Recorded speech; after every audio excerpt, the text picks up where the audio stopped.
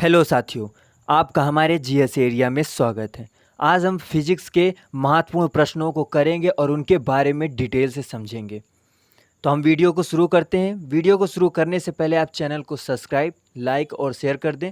और आपको वीडियो कैसे लगी आप हमें कमेंट करके ज़रूर बताएं। अगर आप बायोलॉजी और केमिस्ट्री को पढ़ना चाहते हैं तो डिस्क्रिप्शन में लिंक है, आप वहां से पढ़ सकते हैं। हम ऐसे महत्वपूर्ण प्रश्नों को लाए हैं जो पेपर में आए हैं और आ चुके हैं और आने की संभावनाएं हैं। आइए पहला क्वेश्चन देखते हैं। निम्नलिखित में से किसका विमी सूत्र आवेग के लिए सूत्र के समान है? चार ऑप्शन दिया है। बल, संवेग, बल आघूर्ण, के परिवर्तन की दर। यहाँ पे संवेग होगा। संवेग का विमी सूत्र आवेग के लिए सूत्र के समान है। जब कोई बड़ा बल किसी वस्तु पर थोड़े समय के लिए कार्य करता है तो बल तथा समय अंतराल के गुणनफल को उस बल का आवेग कहते हैं। अब देखिए, आवेग बराबर बल इंटू समय होता है। यह एक सदिश राशि है, ये इंपॉर्टेंट है, जिसका मात्रक न्यूटन सेकेंड होता है तथा इसकी दिशा वही होती है जो बल की दिशा होती है।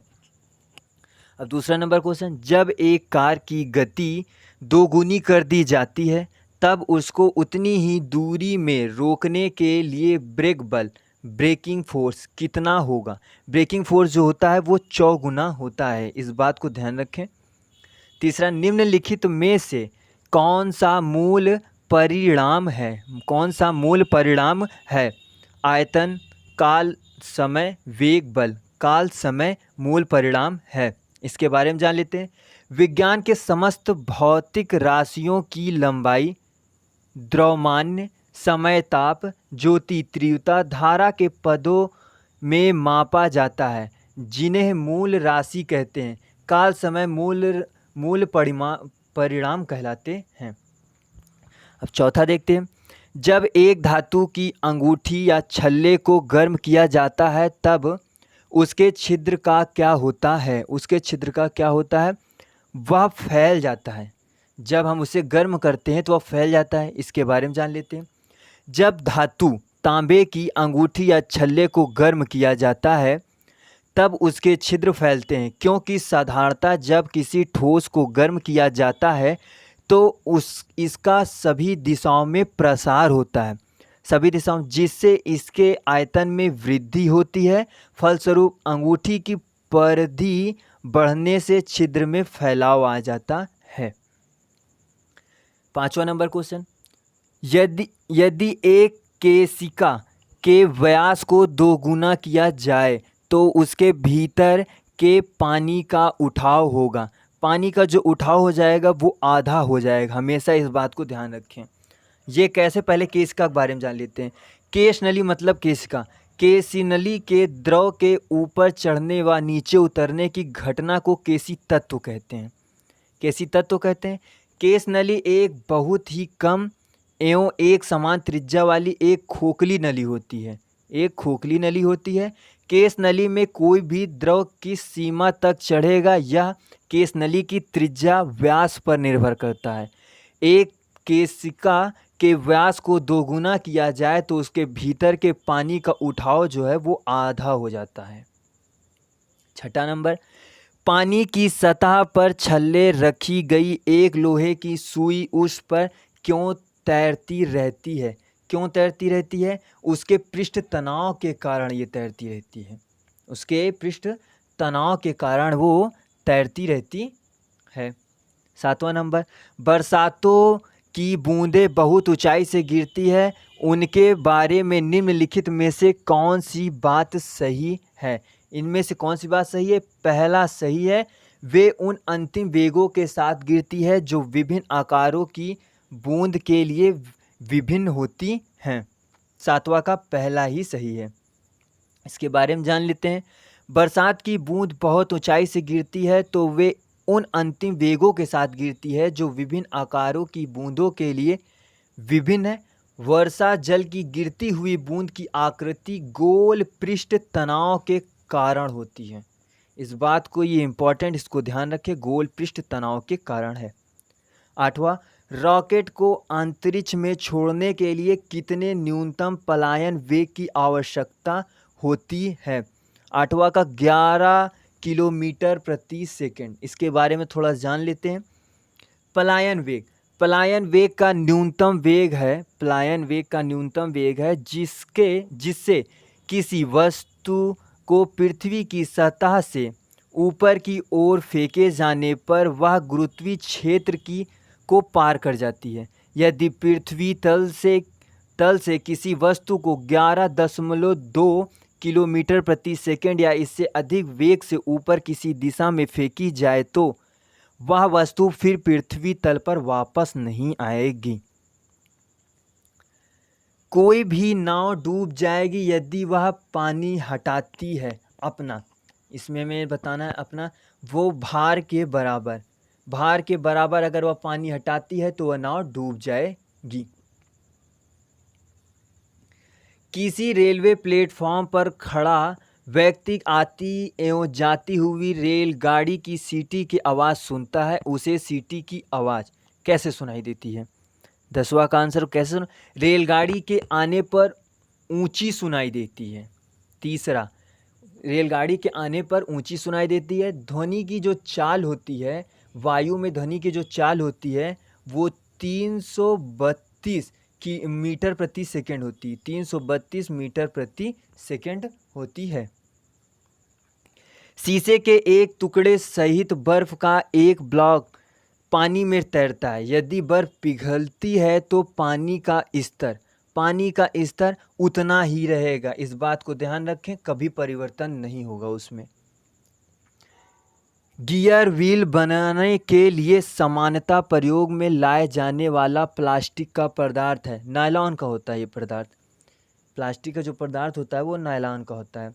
पानी के किसी द्रव्यमान को 0 डिग्री सेंटीग्रेड से 10 डिग्री सेंटीग्रेड तक गर्म करने से उसके आयतन में घटने के बाद वृद्धि होने लगती है। देखिए, अधिकांश द्रवों को गर्म करने पर उसके आयतन में वृद्धि परंतु घनत्व में कमी होती, लेकिन पानी का व्यवहार उल्टा है। 0 से 4 डिग्री के बीच ठीक उल्टा होता है। ये बर्तन में जब हम गर्म करते हैं 0 से 4 डिग्री तक तो आयतन घटता है, फिर घनत्व बढ़ता है। अब 14 नंबर, जब बर्फ के दो घनों को एक दूसरे के ऊपर दबाया जाता है तो उसके मिलकर एक हो जाने का कारण क्या है? सहसंयोजक बल के कारण ऐसा होता है। सहसंयोजक बल के बारे में जान लेते हैं।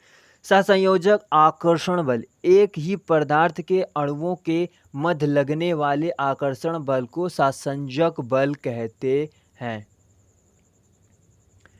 ऑटोमोबाइलों में हाइड्रोलिक ब्रेकों के कार्यकरण पर निम्नलिखित में से कौन सा सिद्धांत नियम लागू होता है?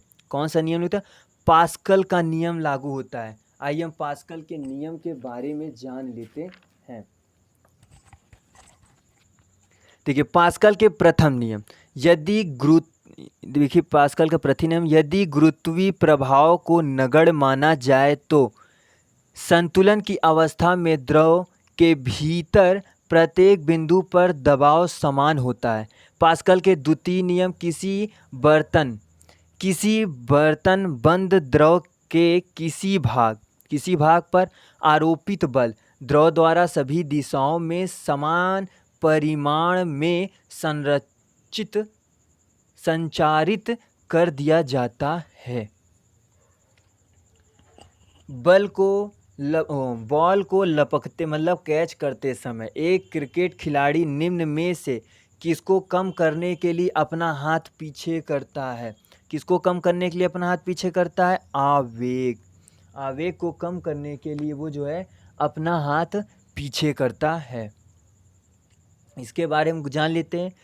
क्रिकेट की गेंद को पकड़ते समय अर्थात कैच करते समय खिलाड़ी अपने हाथ पीछे की ओर खींचता है जिससे कि वह अधिक समय तक बल लगा सके।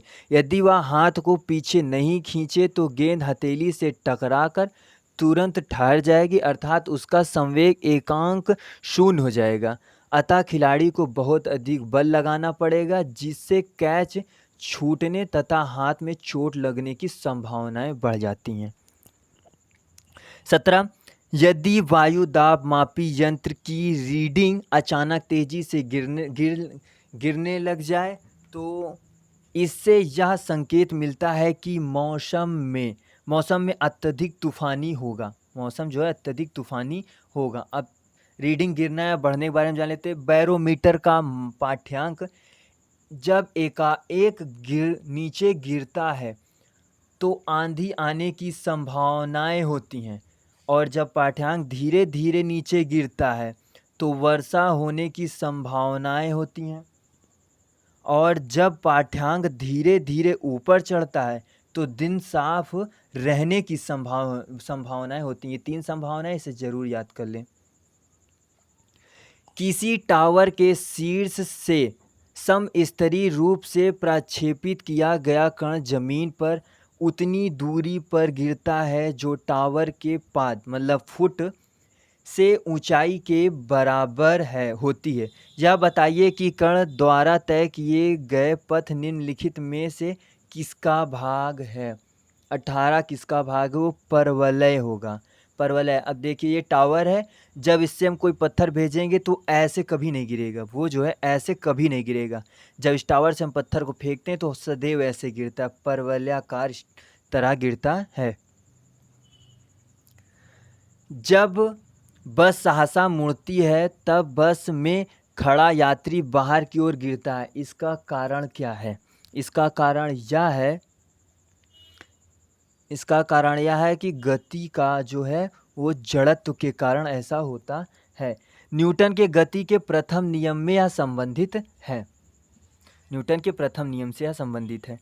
दाब बढ़ने से बर्फ का गलनांक घटता है। इस बात को ध्यान रखें, जब दाब बढ़ाने से बर्फ का जो गलनांक होता है वो घट जाता है। यदि किसी कण का वेग समय ग्राफ मतलब y बराबर mt+c द्वारा निरूपित हो तो कण की चाल रहा है। कण की क्या चाल रहा है? एक समान त्वरण के साथ। ये जो है कण की चाल है, एक समान त्वरण के साथ। लैंप की बत्ती में तेल ऊपर चढ़ता है क्योंकि मैंने अभी केसी तत्व के बारे में बताया, इसी कारण से होता है। तो यहाँ पे चौथा सही होगा, केशिकी क्रिया परिघटना के कारण। जो उसमें रुई होती है लैंप में या जो लगा होता है उसमें पतली पतली नलिकाएं होती हैं, जो केसी तत्व के कारण ऊपर या नीचे जो तेल होता है वो होता है। असमान वेग और एक समान त्वरण के साथ चल रहे पिंड के लिए विस्थापन काल ग्राफ आरेख होता है।